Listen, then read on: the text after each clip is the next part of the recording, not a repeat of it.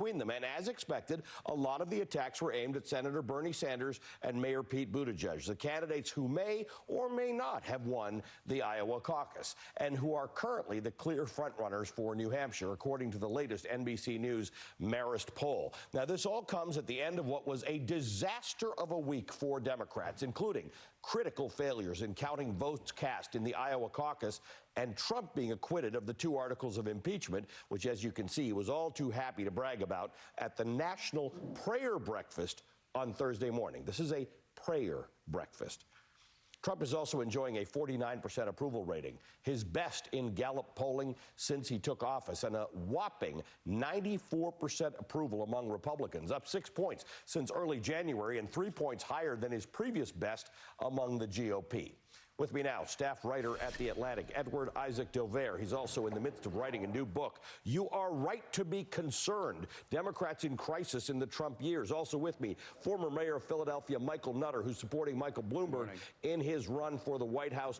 Gentlemen, good to see you. Thank you for being with us. Isaac, let's just talk about the crisis in the Democratic Party, because it is on display during these debates in which they are finding space between them on issues that for most Americans there is no space. There is no fundamental difference between most of these candidates on the issues that Americans say matter to them most: health care, climate change, guns, matters like this. But the target does not seem to be Donald Trump in some of these debates.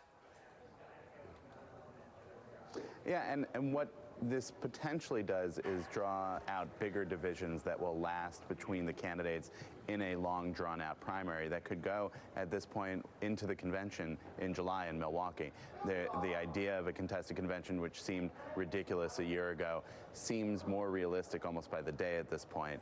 And as these fights dig in, and as these candidates are, each of them, scrambling to shore up their base and knock the others out of the way, that sows bad feelings in that don't seem like they're going to go away very easily, especially when you look at some of the divisions between Pete Buttigieg and Bernie Sanders and Elizabeth Warren, Joe Biden swinging at a couple of the candidates last night, Tom Steyer, of course, after a number of debates in which he basically just said, I agree with everyone, last night was going at almost everybody on stage, and that is the dynamic of the race at this point.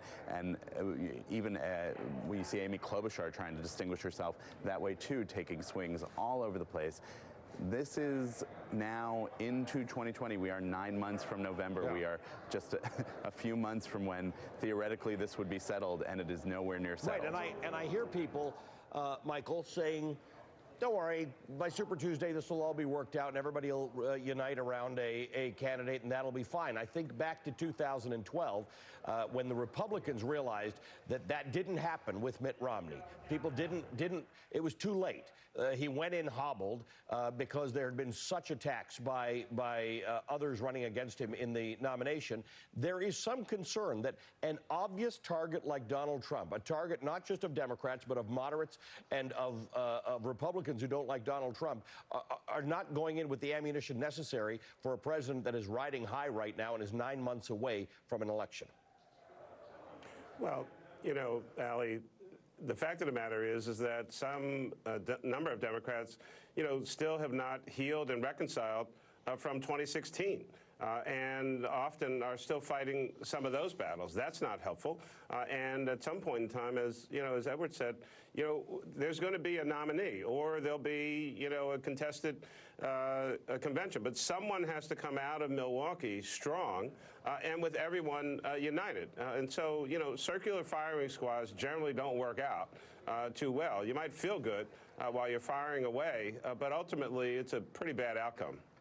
Isaac, who gains from this? Because there are people who come out, including Tom Perez, the chair of the DNC, telling me this is good. This is the process. This is how it's going to work. This is how Democrats are going to figure this out. And maybe that is really true, except for the fact that is anybody going to be able to solve the problem that Democrats are in 2/10 and Republicans are in 1 right now? Democrats have 1/10 that says they want to be more moderate and 1/10 that says they want to be more progressive. Democrats have 1/10 that says they want somebody who can beat Trump and 1/10 that says I want somebody who shares my policy views as closely as possible.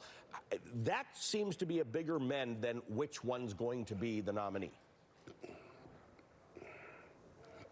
Well, it depends on how this all works out, of course. It may be in 9 months we're saying, you know, when they couldn't get things settled before New Hampshire, that was when things were really in trouble. Or we might be saying, yeah, it looked in February like things were a mess. But the one thing that unites Democrats more than anything else is their absolute rejection of Donald Trump. And whether, no matter how this plays out, if it's any of the candidates on stage or the candidates who didn't make the stage last night, if they are able to galvanize not just their supporters, but the party overall against Donald Trump into November, that may be what this is about. Part of that whole question of unity and how this works, Michael, the candidate you are supporting, Michael Bloomberg, has said that he will, you know, put his money and his engine, and I think the information engine, the data engine that Mike Bloomberg has at his disposal might be the more powerful tool to anybody who becomes the nominee. Now, when asked about this by Aaron Burnett on CNN last night, Jeff Weaver of the Bernie Sanders campaign said that they wouldn't take it. They wouldn't take the money. I didn't know if he said he wouldn't take the help. Talk to me about that. Yeah. So first and foremost, Mike Bloomberg is running to become president of the United States of America, is running to become the Democratic nominee. That's first and foremost for Mike Bloomberg, and is running a general election type campaign in the primary and caucus season, and is running directly against Donald Trump. He has made that commitment from many, many years ago, and then, of course, helping Democrats, House and Senate members in the 2018 election, leading to Democrats taking over the House. So he is like a laser beam focused on Donald Trump. That's who he talks about. That's who he talks at. That's what we talk about on a daily basis.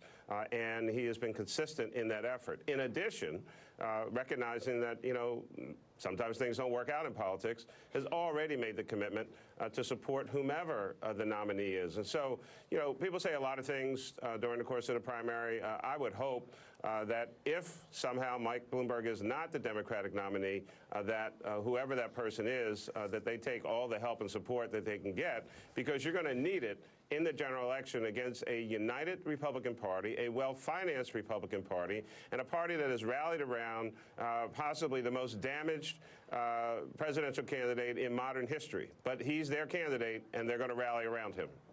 Edward Isaac Dovere, staff writer at The Atlantic, former Philadelphia Mayor Michael Nutter, representing the Bloomberg campaign. Thank you for joining us, gentlemen. We'll talk again soon. Still ahead, coronavirus has claimed its first American life in China. This as the World Health Organization warns that the epidemic is far from over. We're going to tell you what's being done to stop the virus from spreading as the death toll climbs worldwide.